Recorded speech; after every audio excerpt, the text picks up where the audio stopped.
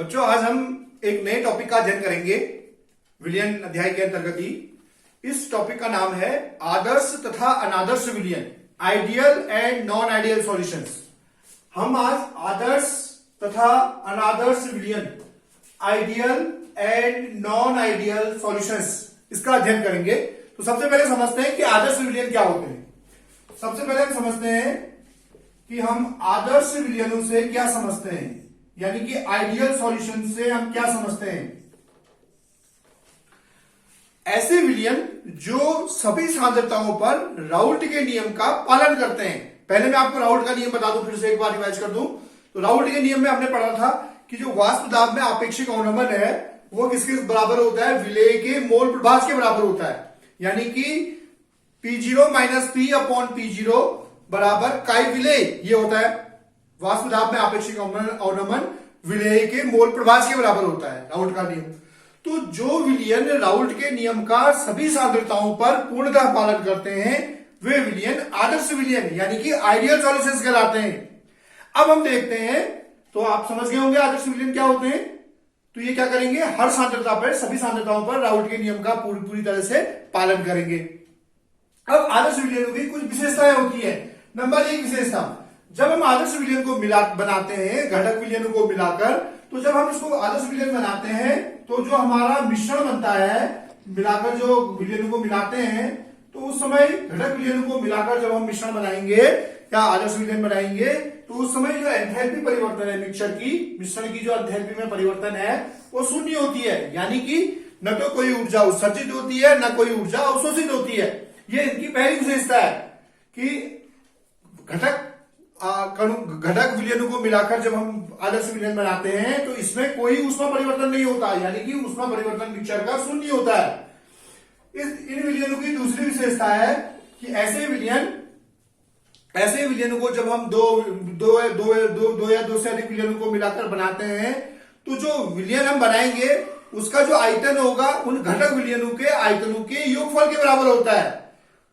जो हम विलयन बनाएंगे उसका जो आयतन होगा वो घटक विलयनों के आयतनों के योगफल के बराबर होगा। यानी कि इसमें डेल्टा मिक्सचर का V, यानी कि उसमें कोई आयतन में आयतन जो परिवर्तन है वो शून्य होगा। जितना उन घटक विलयनों का आयतन होगा, जो उनको मिश्रण करके बनाएंगे, उस विलयन का भी जो आयतन है उनके घटक विलयनों के आयतनों का योगफल होगा। ये इसकी दूसरी कंडीशन है। अब हम देखते हैं कि ये जो आदर्श विलयन बनते हैं इनमें क्या होता है। माना हमने A और B दो घटक विलयनों को मिलाकर बनाया हमने आदर्श विलयन, तो A में जो होंगे आपके A प्रकार के बंध होंगे और B में जो है B प्रकार के बंध होंगे, और जब आप इसको मिलाएंगे AB तो उसमें AB प्रकार के बंध होंगे।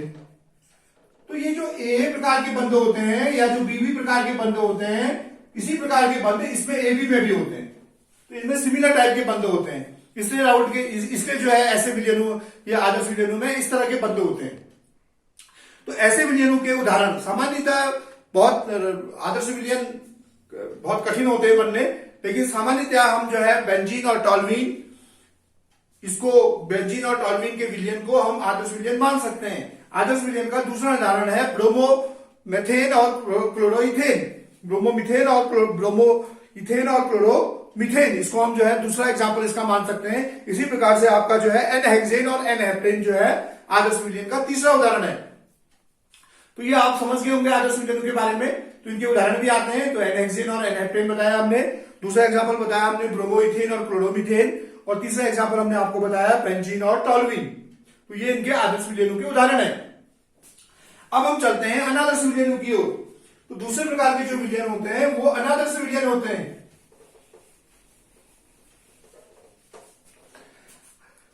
ये जो आदर्श विलयन होंगे ये हमने बता दिए। दूसरे प्रकार के जो विलयन है हमारे वो है अनादर्श विलयन, नॉन आइडियल सॉल्यूशंस। अनादर्श विलयन यानी नॉन आइडियल सॉल्यूशंस।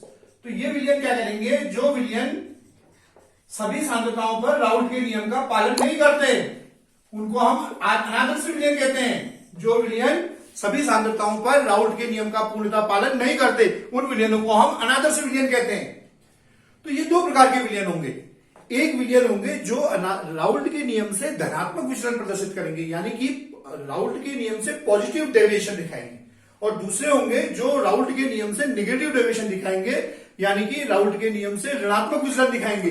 तो पहले हम बात करते हैं उन विलयनों की जो धनात्मक विचलन दिखलाते हैं, जो राउल्ट के नियम से पॉजिटिव धनात्मक विचलन दिखाने वाले, धनात्मक विचलन वाले विलयन, जो राउल्ट के नियम से धनात्मक विचलन दिखाते हैं, ऐसे विलयनों की बात कर लेते हैं। तो ऐसे विलयनों में क्या होता है कि ऐसे विलयनों का जो वाष्प दाब होता है राउल्ट के नियम से ज्ञात वाष्प दाब से हमेशा इनका वाष्प दाब अधिक होता है। ऐसे विलयनों का जो वाष्प दाब होगा वो राउल्ट के नियम से हम जितना वाष्प दाब ज्ञात करेंगे उससे इन विलयनों का वाष्प दाब हमेशा अधिक होगा। यानी कि यदि हम इनके वाष्प दाब और मोल प्रभाज के बीच में, हम वाष्प दाब और मोल प्रभाज, इधर वाष्प दाब ले रहे हैं इधर मोल प्रभाज ले रहे हैं हॉरिजॉन्टल में, तो इनके बीच में हम ग्राफ खींचेंगे तो इनका जो ग्राफ आएगा वो हमेशा राउल्ट के नियम से जो ग्राफ हमें मिलेगा उससे इनका वाष्प दाब का ग्राफ जो है हमेशा ऊपर रहेगा, क्योंकि ये राउल्ट के नियम से धनात्मक विचलन प्रदर्शित कर रहे हैं। तो इनके जो वाष्प दाब का कुल वाष्प दाब होगा इनका, वो भी जो होगा राउल्ट के नियम से प्राप्त वाष्प दाब से इनका वाष्प दाब हमेशा क्या होगा, अधिक होगा। अब इसमें आप देखिए कि इसमें क्या होता है कि जब हम धनात्मक विचलन वाले विलयनों को देखते हैं तो एक माध्यमिक संगठन होता है। इनके वाष्प दाब ऊंचे क्यों होते हैं? क्योंकि इनमें वीक इंटरमोलिकुलर फोर्सेज होते हैं, जिससे क्या होता है कि वाष्प ज्यादा आसानी से बन जाती है, इसलिए इनके वाष्प दाब अधिक होते हैं। अब एक माध्यमिक संगठन के लिए क्या होता है धनात्मक विचलन वाले विलयनों में कि एक माध्यमिक संगठन के लिए, माध्यमिक संगठन पर क्या होगा आपका कि इनके जो वाष्प दाब होंगे वो अधिकतम होंगे और क्वथनांक न्यूनतम होंगे। इनके एक माध्यमिक संगठन पर इनके वाष्प दाब तो अधिकतम होंगे वेपर प्रेशर और क्वथनांक न्यूनतम होंगे। और ऐसे जो संगठन होता है, ऐसे संगठन पर हम क्या कर सकते हैं, ऐसा संगठन जो है हमारा आश्रित हो जाता है बिना संगठन में परिवर्तित हुए। ऐसे संगठन पर क्या हो, ऐसे ताप पर, एक निश्चित ताप पर ये विलयन क्या करते हैं, बिना संगठन में परिवर्तित हुए आश्रित हो जाते हैं। तो ऐसे विलयनों को जो बिना संगठन में, निश्चित ताप पर बिना संगठन में परिवर्तित किए आश्रित हो जाते हैं, इनको हम स्थिर क्वाथी विलयन कहते हैं। स्थिर, बहुत इंपॉर्टेंट टर्म है स्थिर क्वाथी विलयन। तो ये ऐसे विलयन होंगे जो एक निश्चित ताप पर बिना संगठन में परिवर्तित हुए आश्रित हो जाएंगे। तो इनको हम एजियोट्रॉप भी कहते हैं, एजियोट्रॉप्स या एजियोट्रॉपिक मिक्सचर भी कहते हैं इसको, या हम इसको एजियोट्रॉपिक मिक्सचर भी कहते हैं। ये सब एक ही टर्म है, या इनको एजियोट्रॉप्स कहते हैं, स्थिर क्वाथी विलयन। तो ऐसे विलयन क्या करेंगे, तो ये हमने बता दिया स्थिर क्वाथी विलयन क्या होते हैं। अब यहां पर जो होता है इस केस में, धनात्मक विचलन वाले केस में, हम इनको मिनिमम बॉइलिंग एजियोट्रॉप कह देते हैं। Minimum boiling azeotrope, minimum boiling azeotrope भी कह देते हैं। इनको हम मिनिमम बॉइलिंग एजियोट्रॉप भी कह देते हैं। तो ऐसे विलयनों के लिए जो है हम जो है इनको हम क्या कहते हैं, स्थिर क्वाथी विलयन यानी कि एजियोट्रॉप्स। ठीक, जो गैर बिना संगठन में परिवर्तित हुए क्या हो जाते हैं, आश्रित हो जाते हैं। तो ऐसे विलयनों को हम एजियोट्रॉप्स या मिनिमम बॉइलिंग एजियोट्रॉप कहते हैं। तो ऐसे विलयन जो धनात्मक विचलन दिखलाते हैं राउल्ट के नियम से, उनके उदाहरण है, आप उनके उदाहरण नोट कर सकते हैं, एसीटोन और बेंजीन, एसीटोन और कार्बन डाइसल्फाइड, ये इनके एग्जाम्पल हैं। एसीटोन और कार्बन डाइसल्फाइड और एसीटोन और बेंजीन, और भी हम इसके उदाहरण दे सकते हैं। तो ये विलयन होते हैं जो धनात्मक विचलन दिखलाते हैं। तो ऐसे विलयनों के लिए क्या होगा, यदि आप पीए का वैल्यू निकालेंगे तो पीए जो होगा इसके लिए, ऐसे विलयनों के लिए होगा PA greater than P01 IA, P01 IA, PB greater होगा P0B IB। ठीक है ना, तो इन विलयनों के लिए ऐसा हो जाएगा आपका। और ऐसी डेल्टा एच मिक्सचर का मान हो जाएगा पॉजिटिव, और ऐसी डेल्टा वी मिक्सचर का मान हो जाएगा पॉजिटिव। ये किसके लिए होगा, सब धनात्मक विचलन वाले विलयनों के लिए होगा। अब हम चलते हैं वही विलयनों की बात करते हैं जो राउल्ट के नियम से ऋणात्मक विचलन दिखलाते हैं। तो राउल्ट के नियम से ये आपने नोट कर लिया होगा सब चीज। तो अब हम दूसरे टाइप के विलयनों की बात करें जो राउल्ट के नियम से ऋणात्मक विचलन दिखाते हैं। राउल्ट के नियम से जो ऋणात्मक विचलन दिखाते हैं, तो ऐसे विलयनों में क्या होगा, ऋणात्मक विचलन दिखाने वाले, निगेटिव डेविएशन दिखाएंगे जो राउल्ट के लॉस। ऐसे विलयनों का जो वाष्प दाब होगा वो राउल्ट के नियम से प्राप्त वाष्प दाब से हमेशा क्या होगा, न्यून होगा, यानी कि इनका वाष्प दाब हमेशा कम होगा। ऐसा इसलिए होता है क्योंकि इसमें जो इंटरमोलिकुलर फोर्सेज होते हैं वो स्ट्रॉन्ग होते हैं विलयन के अंदर, और उससे क्या होता है, कम वाष्प बनती है, तो इसलिए इनका वाष्प दाब न्यूनतम होता है, कम होता है राउल्ट के नियम से प्राप्त वाष्प दाब से। अब हम जब मोल प्रभाज और वाष्प दाब के बीच में ग्राफ खींचेंगे, वाष्प दाब और मोल प्रभाज के बीच में, तो इनके जो ग्राफ होते हैं राउल्ट के नियम से जो ग्राफ आते हैं इनके ग्राफ नीचे आते हैं, इनके ग्राफ उनसे नीचे आते हैं। तो ये जो है निगेटिव डेविएशन वाले विलयन होते हैं।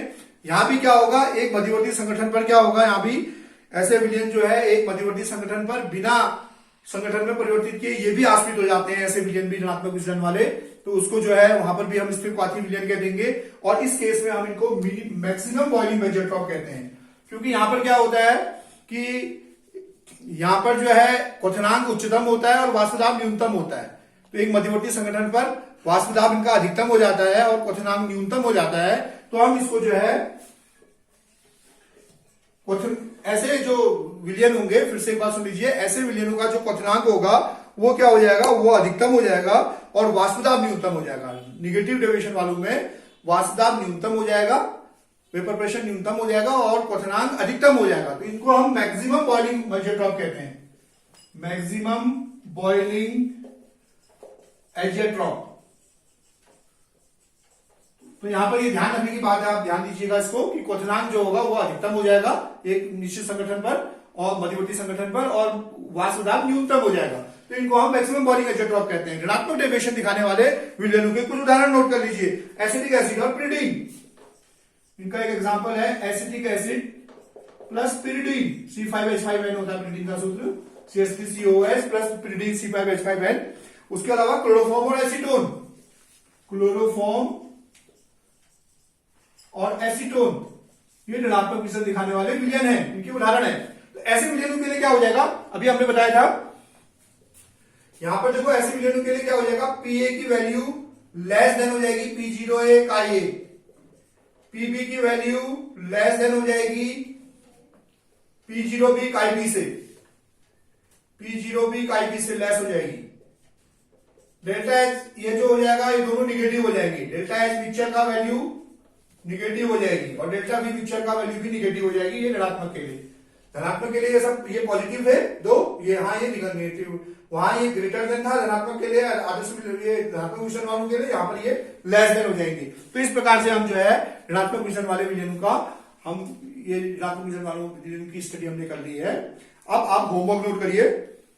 नंबर 1, आदर्श विलयन से आप क्या समझते हैं, आदर्श विलयन से आप क्या समझते हैं।